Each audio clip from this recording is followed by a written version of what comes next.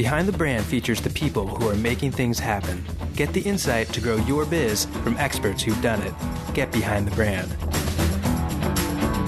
Sponsored by Raven Internet Marketing Tools.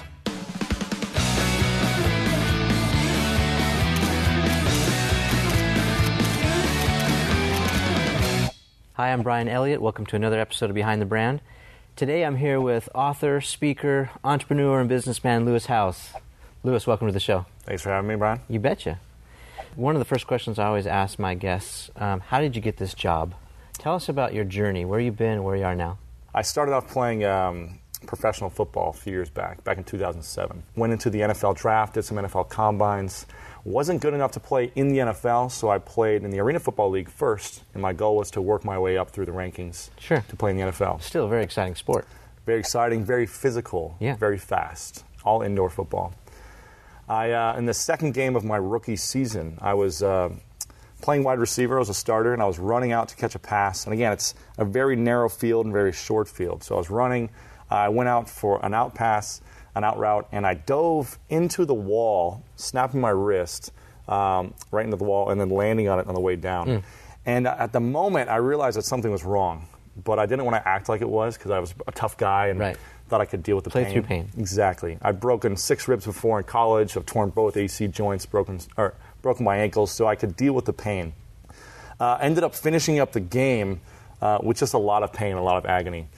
Had an X-ray right after the game was over. Went to the hospital, had an X-ray. The doctor said, here's the wrist. It's broken. You've got, I think there's 5 or 6 bones in your wrist. Yeah. One of them was split in half. He said, you can play the rest of the season if you want, if you can deal with the pain, but I really recommend that you have surgery right now. Right. I said, you know what? I'm superhuman. I can deal with the pain. And I put pads on. I put a helmet on. I'm a tough guy. Did your coach know all this, by the way? I hid it from my coach for the first half of the season. I just taped it up, and then eventually they found out midway through. I told the doctor not to tell him. I didn't want him to know because I knew if he thought I had a broken bone, he wouldn't play me. Right. So, but I still knew I could play above everyone else with one good hand. So I had this injury, I had this cast on for 6 months, and I didn't have a job. This was late 2007, early 2008. The economy was really bad then. Yeah. People were laying off employees that had MBAs and masters and everything else. Yeah. And I left early without a college degree to go play in the NFL. Yeah. So I had this challenge from that point. I mean, it must have been devastating. It was heartbreaking. I mean, imagine again if you had a dream and you were on your path to achieving that dream and you had no backup plan, no backup dream, no skills, no assets, no nothing. That you have discovered yet. Exactly. That you hadn't discovered yet. But you had this focus and you were so determined to achieve one thing. All the eggs in one basket. It's all the eggs in one basket. Yeah. And then it's gone. From one injury, it was all gone in a second. And I remember being extremely depressed for the first couple months, thinking, what am I going to do next? This is what I want to do, but I don't want to coach because it's just not what I'm passionate about. I'm passionate about being an athlete, being competitive, and winning. How do you deal with that when you seemingly lose everything? I feel like I was raised with a good mindset. My parents raised me well. My dad instilled in me a couple of good things. He always said that I can achieve anything I want. I think a lot of dads tell their kids that, but he said you can achieve anything you want, no matter how big, how small.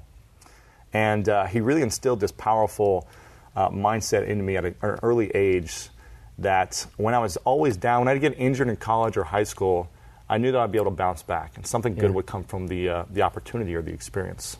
So after a couple months, I realized that, I need to figure out what I'm going to do next. I can't let this bring me down. I said, I've got to figure out how to get off my sister's couch and just afford my own living space. I wanted to feel like a human being again and have my own food and basically have my own roof. Yeah. But, I think you mentioned some important things that may be subtle to some of the people watching, and that is, when times are tough, who do you rely on? You've got this great support system in your family, and you were humble enough, to go back to your sister. It was tough. And lean on them a little bit. Right. There was one moment where I started applying for jobs because my sister, after 6 months, she was like, Lewis, you got to start paying rent. You got to do something. You're getting these opportunities. You got to start making moves. You can't just sit here and live off me for years. And I was like, I don't want to, but I want to work for someone. I remember the moment actually because I was searching on Craigslist for local stuff. I was getting stuff nationally, but I didn't want to leave right then. I went on Craigslist. I was looking for different sports marketing opportunities. And I applied for one job in Columbus that I thought this could be a good fit. I applied for a job for a sports marketing company. And I remember they said, we love your profile, we love your resume, we love this, we love your background, your athletic mindset. Will you come in for an interview? And I had an interview set up for a certain point. It was like 10 a.m. at one day. And I remember getting ready for this interview, and I just said, I can't do it. I can't go through the interview. Because I thought I was going to get it. And I was like, I don't want to turn them down, so I just didn't go. Bailed out. I bailed out, and I realized from then on out, I had to just go full force with what I knew I was passionate about, which was my lifestyle design, right? I wanted to create the right lifestyle for myself and build a business around that. See, that all sounds really great, but when you have no money in your bank account... It wasn't easy. It's a whole lot. And I had to convince my sister to let me stay, right? Yeah. So here's what I did. People started reaching out and said, I will pay you to help me on LinkedIn strategy. Yeah, so you're pimping out profiles. Yeah, I was helping people with profiles. I was like, all right, I'll do it for $50, right? I was rich with $50. So I started doing it for $50. They would come back to me within a week or two and say, I just had these people reach out to me. I got this contact. I got this client. I got this deal. I got this job. And they started promoting me to their friends. You got to talk to Lewis about LinkedIn. He'll hook you up. Getting traction. Okay. Exactly. So I started getting a lot of people coming to me and saying, will you do a profile overview and strategy session with me? So I said, sure. I started bumping up to $100, $150, $200, $250. And I remember I charged $300 for my last person I worked on. And I was just like, this isn't worth it anymore. Doing one-on-one work for a couple hours, helping someone build their empire is not worth it, right? Wasn't scaling. And I just started to realize, I learned, I wish I'd have learned this stuff in college or in business school, but I didn't do that. I didn't have the opportunity. So I just learned through mistakes and trial and error what I wanted. And I learned fast. I learned pretty fast. What I started to do after that, I said, you know what? People need to connect with others to build their business. They need great relationships. They need to learn about other people, what's available in the local market. Right. So I started creating these niche professional networking groups in different cities on LinkedIn. Okay. And I started to throw LinkedIn networking events. I said, let's bring people together, and I know you do this as well. I said, I tried my first one in St. Louis, Missouri. I had a group of around 5,000 people there. So I sent them an email to the group, because you can message the entire group member base. I said, I'm going to host a live kind of business networking event. It's going to be a 3-hour thing. We're going to do it at this restaurant/bar. Yep. I found the place, found the venue, set the date, started promoting it about a month before. And I was like, I have no clue how to run an event. I've only been to a couple. Yeah. But I think I can make some money maybe. So I offered 5 sponsorship tables for $250. I sold those out really quickly. So I made $1,000 before the event even happened. Then I go to the event, I'm like, hopefully people show up, because I have no clue. But a bunch of people had RSVP'd through LinkedIn event section. Okay. So I get to the event, and people just start rushing through the doors. Wow. And we get 350 people at the first event. And it was a free event, so I was like, you know what? I made $1,000. I built up this relationship. I met each person. I shook everyone's hand. Right. They were getting deals, getting referrals from each other, really building a relationship. So I was like, great, this is value. You're becoming visible. Yes. Yep. They were starting to know who I was. I wasn't just a group owner. I said, I wonder if I can do this in multiple cities, and I wonder if I can charge money. Because I was like, $1,000 is great, I'm rich. But I had to travel to St. Louis, it took time, energy. Right. And so I started hosting more. I started charging $5. Yeah. 350 people still showed up. I charged $10, $20. People still showed up. I had 500 people show up for a $20 event one time. Yeah. I started charging $500 for sponsors. I said, I wonder, this restaurant is making a lot of money off of 500 people who are buying drinks and food and appetizers. Yeah. So I talked to the manager. I said, any chance you can give me a 10% split on all food and bars and beer sales? Yeah. I said, perfect. You keep bringing people, I'll give you a cut. So I was leveraging from sponsorships, door fees, food and bar cut. And I said, you know what? Everyone's asking me about LinkedIn. Everyone keeps coming back and saying, how are you doing this? Yeah. I said, through LinkedIn. They said, can you help me advance my profile? Give me some tips, some strategy. I said, I'm not going to do consulting anymore. But a friend approached me and said, let's do a book together. I bet you could sell a lot of these at these events. You get a 500 people event, you could probably sell a lot of these. They're all people from LinkedIn. Yep. So we wrote the book. That was my first product. What book was that? It's called Linked Working. Okay. And it's how to basically build your business on LinkedIn, okay. Build your relationships. Wrote that book before when I was 25. And I almost flunked out English in high school and college. So for me to write a book was a huge achievement for me. But luckily, I had a co-author who really helped guide me along the way. So did a book tour, did a 7-city book tour. and had like 3,000 people show up in these 7 cities. All I used was LinkedIn to promote the events and the book. We sold a few thousand copies in the first week. And but I still realized, you know what? Selling these books is not making me a lot of money. I'm getting my name out there, and I'm kind of building my brand for myself. Doing these events are great, but I'm not really making a whole lot of money still. I was making $2,000 a night, maybe $3,000.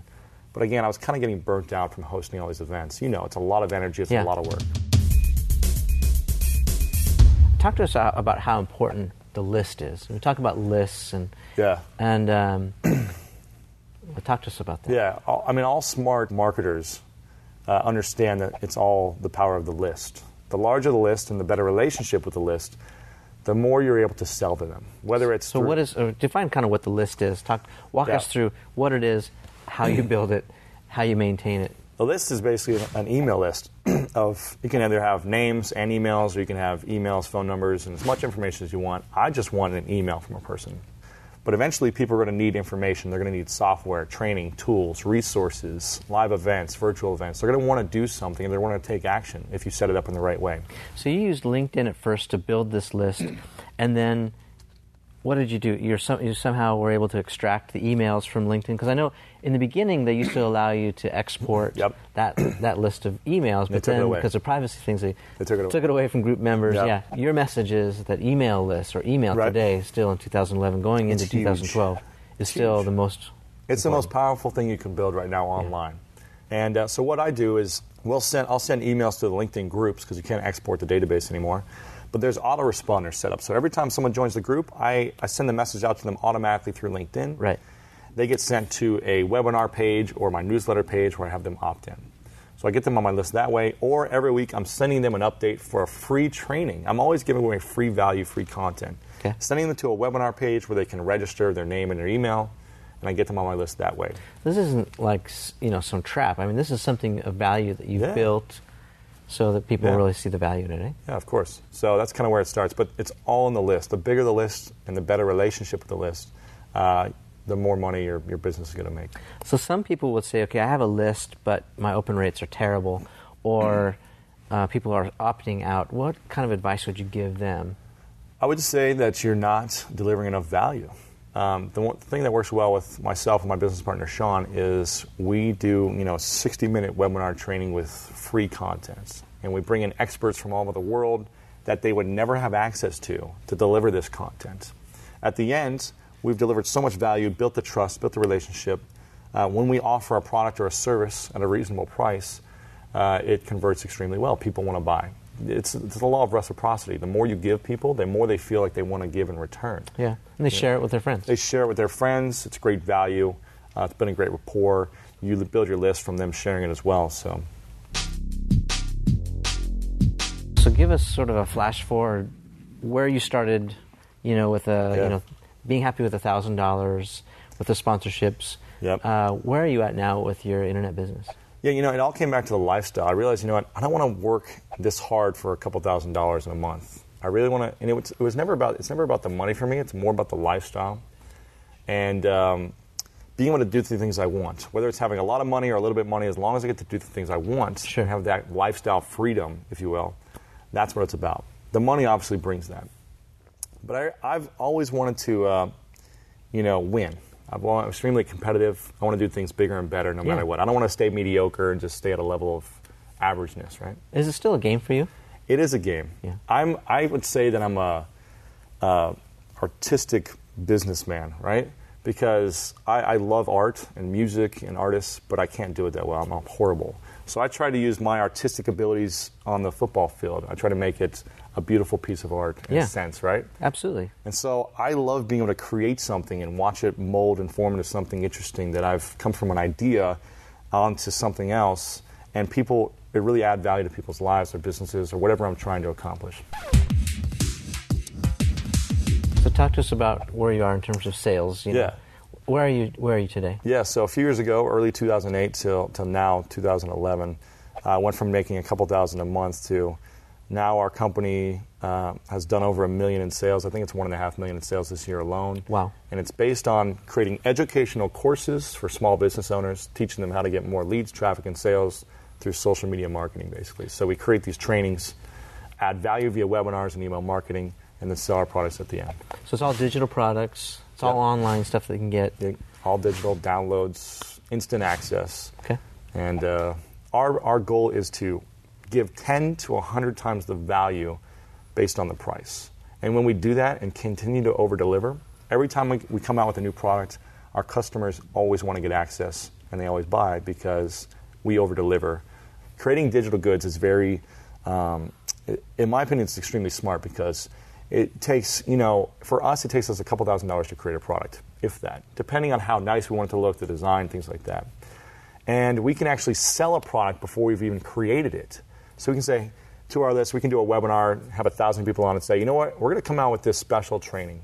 It's going to come out in a week, but I want you guys to sign up for it now. Yeah. So go ahead and sign up for it now, and we'll let you know when it comes out next week. So the pre-sale. If no one signs up, why should we spend the time to create something and spend money on it when no one likes the idea? So it's very easy to see who likes what ideas. Interesting. It's a slick model. What would you say to the people who have got that sandwich shop, who are selling yogurt in and out, day in and day out? What tips and advice would you give to them about possibly incorporating some sort of social business or social strategy, or even maybe a digital good into what they're doing? I would create a membership site for the local business. Obviously, you want to create your own social network of your friends and really get people to come in every day as much as possible with a daily deal using Foursquare, things like that. But I would create a membership site for people and say $20 for the month or something, depending on the product, $20 to $50 a month, and you get a special deal every month. You get it's a loyalty program. Yeah, a loyalty program, but you're just making a membership site. How do they do that? I mean, do they throw up a website? Do they create a Facebook page? There's lots of great, obviously you'd want to start with Twitter, Facebook, and LinkedIn to really build your social network channels. And we're using a lot of YouTube right now. Video is huge. The more you can showcase your customers using video, the better. Yeah, video is huge. It's huge. It's huge. But what I would do is just use a membership site like Wishlist. And you can Google Wishlist, and you can use their membership site. It's based on WordPress, and it's a great membership site that you can use platform. Very inexpensive, and the team over there, they're really great as well. So, where have you gone wrong? And I want you to talk about that from the perspective of sharing these insights with the people who are trying to figure that out right now. Can I talk about the 3 things that I found out that I'm actually really good at first, and I'll tie it in? A good friend of mine, Jonathan Fields, who's an author of a new book called Uncertainty, he started telling me about his new book idea about a year ago. He said, a lot of people face uncertainty in their business, in their life, relationships, everything. And he asked me, what are the 3 things that you're actually really good at in business? And I had to think about it. I was like, you know what? I don't know if to be really specific. I was like, I'm good at webinars, I'm good at this. But he was like, make it very specific. And I realized there's 3 things. And the first one is answering your question. First one is, I'm not afraid of achieving the highest level of success, in my mind at least, the highest level of success in society's mind, and I'm not afraid to be the biggest failure in the world. Because I know each failure I have is just making me one step higher to reaching that success. And it's probably necessary for me to experience that failure in order for me to achieve the success. So I'm not afraid of a big platform or being humiliated. Okay. The second of the 2 things is I'm really good at building relationships. I felt like connecting with people, whether it be live events, online, offline, that's really helped me build my business and build my career. So you still, all the stuff that you're doing online, you still feel like the relationship part of it's key? It's probably the biggest part of it, yeah. The relationships, all about the relationships. Your biggest asset is your list and your relationships. If you lose your list but still have the relationships, you can leverage that to build a company or to do something, right? If you get a job, whatever it may be. Okay. The third and final thing is that I'm really good at getting people to take action. That's something I've become good at, whether it be if I want them to vote for someone, to donate something, to buy a product, to sign up, to join this network. I've become really good at getting people to move towards something. You want to know what I'm good at? What are you good at? I'm good at seeing talent in other people. I have this gift, like I can see potential. And what I see in you is a lot of what you've already talked about, and that's likability. And maybe it's something that we underestimate, but I think this likability factor is huge. We see it in the movies that we watch, and if we like the main character, it ends up being this great movie. Right. If we don't, it's a dud. Right. But you are very genuine, you're very likable. Thank you. And part of that charisma or that positive attitude, I think, is infectious. And especially, during this climate, between, the time you started in 2008 and even now when the economy's still struggling, right. People are looking for hope, don't you think? Yeah.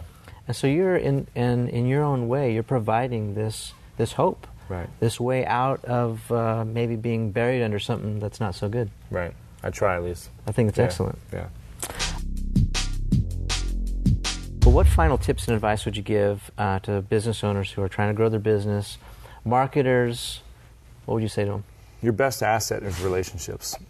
So whether you feel like you're introverted or extroverted, you've got to figure out how you can create powerful relationships with people online and offline. The best way to do that is to add value to their life and their business as much as possible. Like how? Give us some examples. Whether it be making introductions, even if you don't have a business or a product or a service, you can make introductions for other people all day long. So build a network and then make introductions. By bringing people together and helping them grow their business, they're always going to think of you as being the champion of that relationship. Okay. And they're going to spread your message for you. So build as many connections as possible to be a champion for as many people as possible. Chris Brogan says, be at the elbow of every deal. Exactly. Is that what you're talking about? Exactly, okay. Yeah. So building relationships is the first thing, I think. Second thing is adding value through your own products or your services, whatever it is your business you want to have. Make sure it over-delivers. Under-promise and over-deliver, obviously. And that's the two main things I would say. Well, thanks so much for spending some time with us. I really appreciate you, and wish you much continued success in the future. Appreciate it. Thanks, man. Thanks, Brian. This Behind the Brand episode is brought to you by Raven Internet Marketing Tools. Powerful data and tools for online marketers. Get a free trial at raventools.com/behind.